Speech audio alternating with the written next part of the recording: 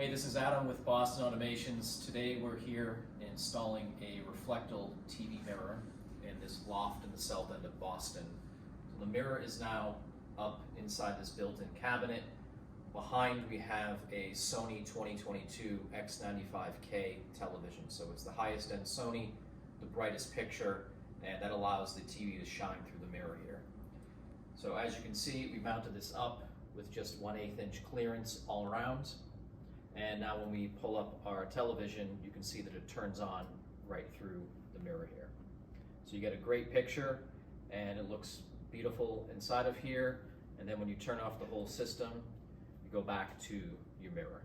So it's a great experience, looks nice. You get the best of both worlds with the TVs hidden and you have a nice mirror in here. So this here was custom made out of any wood you like.